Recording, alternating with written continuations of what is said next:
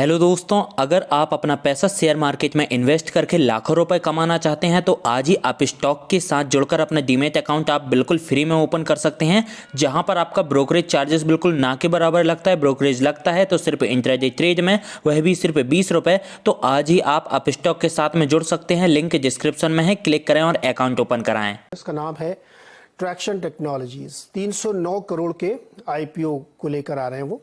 आज इसका दूसरा दिन है, कल यानी 12 अक्टूबर को ये इशू बंद होगा। इस इशू के बारे में बातचीत करने के लिए हमारे साथ हैं कंपनी की chairman and managing director Neha Singh और वाइस चेयरमैन और एग्जीक्यूटिव डायरेक्टर अभिषेक गोयल। स्वागत है आप दोनों लोगों का सर। और थोड़ा सा जानकारी बता दें अपने दर्शकों को। ट्रैक्शन टेक्नोलॉजीज का आईपीओ का सेकेंड डे है आज और कल बंद होगा। 309 करोड़ रुपए रेस करना चाहते हैं और ये पूरी तरीके से ओएफएस है, यानी एग्जिस्टिंग इन्वेस्टर और प्रमोटर इसमें से एग्जिट ले रहे हैं, फ्रेश कैपिटल नहीं होगी। प्राइस बैंड 75 से 80 है एक के पेड अप पे। अगर इसको 10 में कन्वर्ट करें तो 750 से 800 का ये शेयर है। प्रोमोटर होल्डिंग अभी 50.93 है, इशू के बाद घट के 35.65% हो जाएगी। चलिए अब इस पे बारे में बातचीत करते हैं। नेहा जी, पहले तो बिल्कुल बेसिक हमारे दर्शकों को ब्रीफली समझाइए कि आपकी कंपनी क्या काम करती है। धन्यवाद पहले हमें हमसे बात करने के लिए। सो ट्रैक्शन एक प्राइवेट मार्केट इंटेलिजेंस प्लेटफॉर्म है। अगर मैं इसका समझाऊं तो अगर किसी को आज पब्लिक मार्केट में इन्वेस्ट करना है तो बहुत सारे प्लेटफॉर्म्स एग्जिस्ट करते हैं जिसमें कि उनको कंपनी के बारे में इंफॉर्मेशन मिलती है, उस लैंड सेक्टर के बारे में इंफॉर्मेशन मिलती है। बट अगर आज आप प्राइवेट मार्केट में इन्वेस्ट करना चाहते हैं तो वहां पे ज्यादा प्लेटफॉर्म्स नहीं एग्जिस्ट करते हैं। तो वही हम प्लेटफॉर्म बना रहे हैं और हम एक्चुअली ग्लोबल प्लेटफॉर्म बना रहे हैं। तो क्विक इंट्रोडक्शन अबाउट हम मेरा भी और अभिषेक का भी। जैसे मैं एक आईआईटी बॉम्बे की ग्रेजुएट हूँ और मैंने एक प्राइवेट मार्केट फंड में काम किया था, Sequoia Capital. And similarly Abhishek IIT Kanpur के ग्रेजुएट है और उन्होंने एक प्राइवेट फंड में काम किया था, एक्सेल पार्टनर्स। तो अगर आज आपको प्राइवेट मार्केट में इन्वेस्ट करना है तो ये हम ऐसा प्लेटफॉर्म बना रहे हैं, हम ग्लोबल प्लेटफॉर्म बना रहे हैं।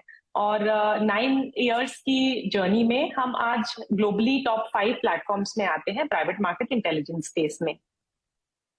अभिषेक जी, तो मोटे तौर पे समझ में आ रहा है कि आप प्राइवेट इक्विटी और वेंचर कैपिटल के लिए खास तौर पे काम करते हैं। ग्लोबल फुटप्रिंट है आपके, क्लाइंटेल आपका है और सास जिसको कहते हैं कि आपके प्लेटफॉर्म पे लोग काम करते हैं, आपको रॉयल्टी देते हैं। ये बेसिक इन्फॉर्मेशन है। आपकी इंडस्ट्री की ग्रोथ क्या है?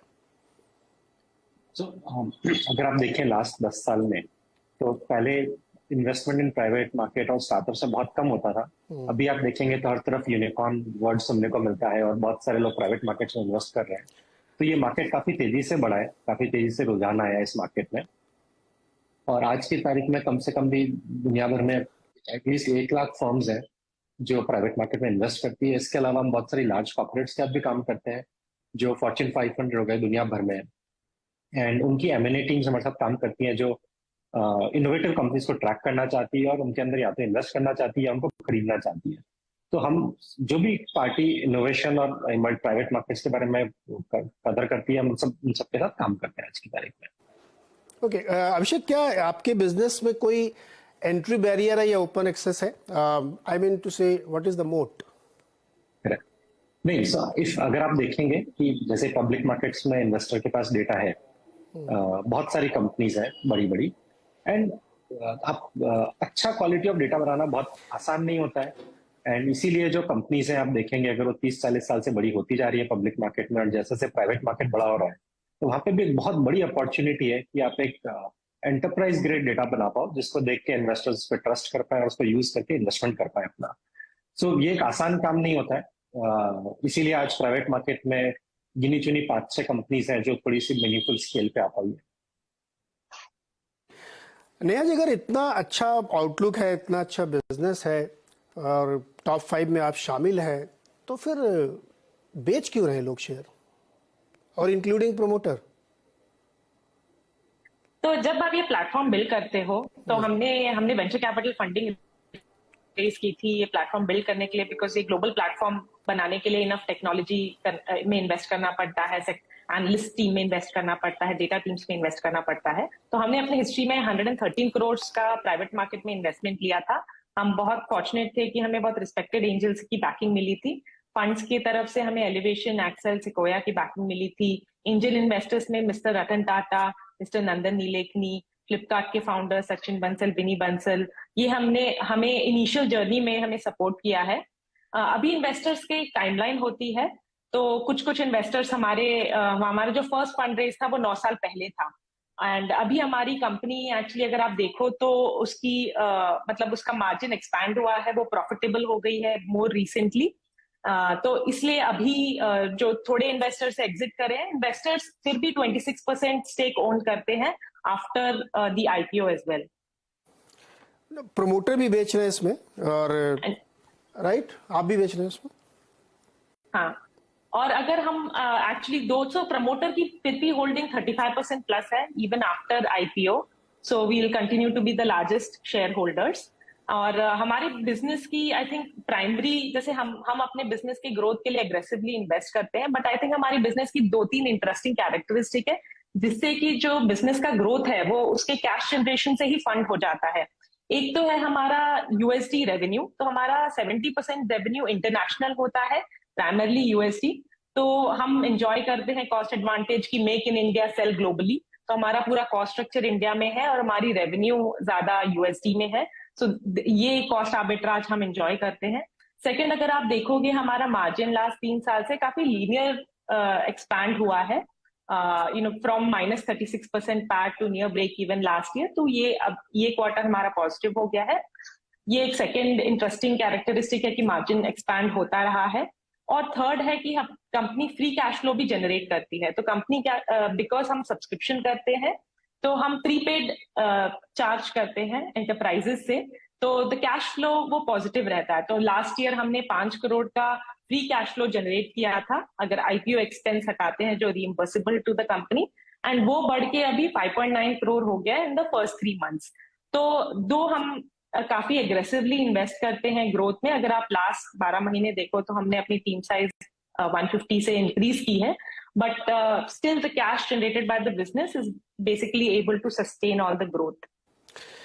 एक सवाल बहुत दर्शक पूछते हैं कि जो इस तरीके के स्टार्टअप कंपनीज है, बहुत सारी कंपनीज अभी रिसेंटली लिस्ट भी हुई हैं, उनकी अगर आप बैलेंस शीट देखें तो लगातार लॉस मेकिंग होती हैं। आपका भी है, FY22 तक आप लॉस मेकिंग है, एबिटा लॉस तगड़ा है आपका। लेकिन लास्ट के जब आईपीओ आने वाला तो उसके 1-2 महीने पहले वो प्रॉफिट में दिखने लगते हैं, ये कैसे होता है? एक्चुअली अगर हम इसके बारे में बात करें तो हमारा बिजनेस में क्या है, सारा रेवेन्यू डॉलर डिनोमिनेटेड है। तो काफी सारा रेवेन्यू बाहर से आता है। तो उस केस में ऐसा होता है कि कंपनी के पास काफी, और कॉस्ट इंडिया का होता है, तो काफी जल्दी कंपनी गैप कवर कर लेती है। अगर आप देखेंगे तो हमारा हर क्वार्टर एबिटा एक्सपेंशन हुआ है। जैसे आप first quarter of this year versus first quarter of last year देखते हैं तो हमारा एबिटा 9% इंक्रीज हुआ है। ये सब इसीलिए हो पाता है बिकॉज डॉलर से रेवेन्यू आता है, आप वहां पे बेचते हैं, वहां के लिए वहां की पेबिलिटी ज्यादा होती है और यहाँ पे कॉस्ट कम रहती है।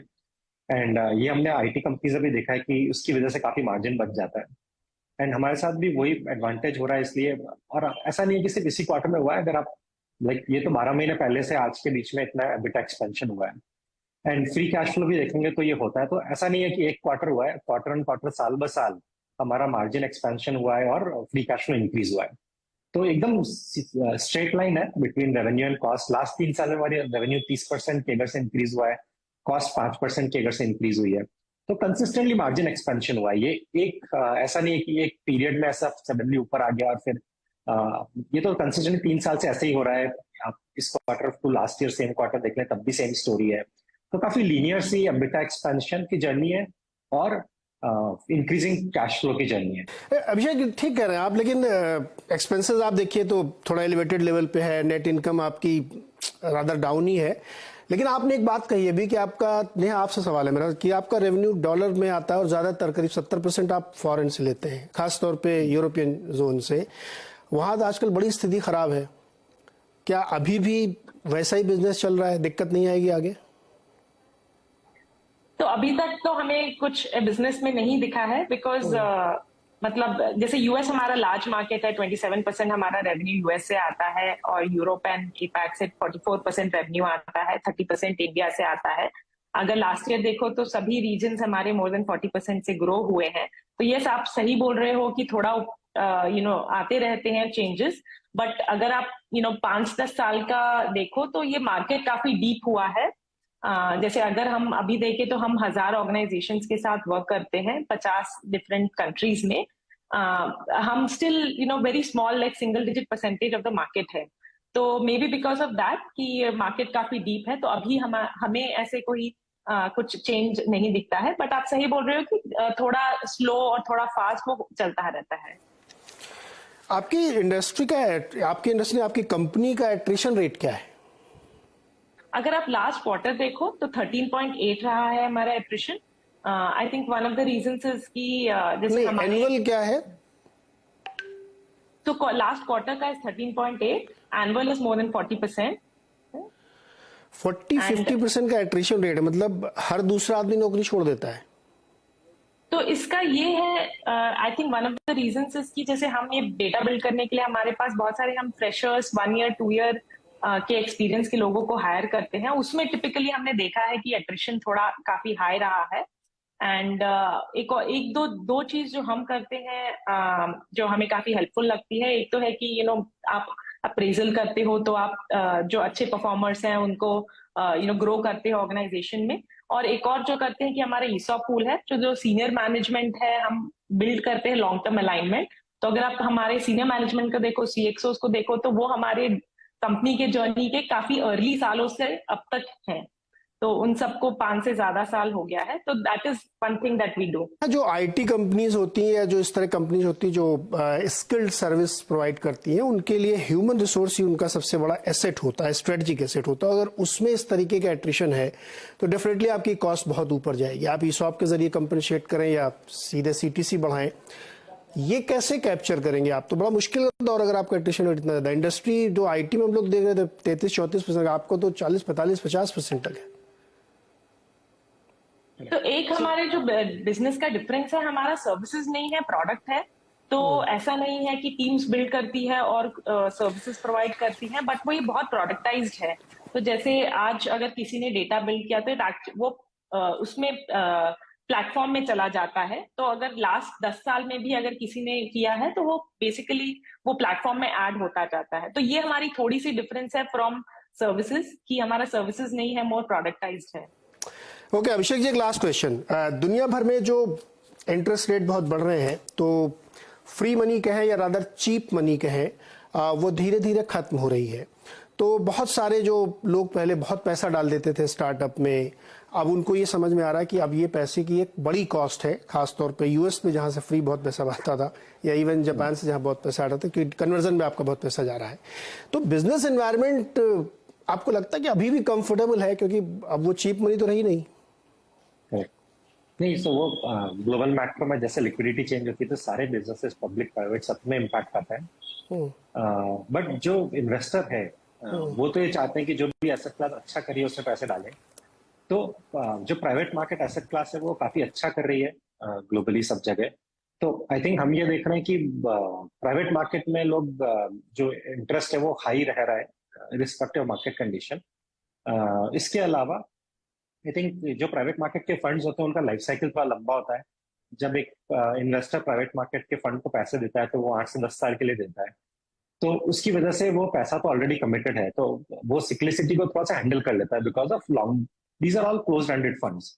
तो ऐसा नहीं कि ओपन एंडेड है, आज डाला कल निकाल लिया किसी ने, तो मोस्टली ये सब क्लोज एंडेड फंड्स रहते हैं। तो इनका जो सिक्लिसिटी है वो कम रहता है relatively as compare to other funds. So market में जब भी इम्पैक्ट आएगा तो बाकी लोग ज्यादा इम्पैक्ट होंगे, ये मार्केट थोड़ा सा कम इम्पैक्ट होता है, तो उसकी वजह से एक स्टेबिलिटी रहती है मार्केट में। ओके, नेहा और अभिषेक, बहुत बहुत शुभकामनाएं आपको आपके इस इशू के लिए, और उम्मीद करते हैं कि आपका बिजनेस बहुत अच्छा ग्रो करे और ये सब जो समस्याएं हैं धीरे धीरे सब साइड हो जाएंगी। बहुत बहुत शुक्रिया हमारे साथ जुड़ने के लिए। Thank you.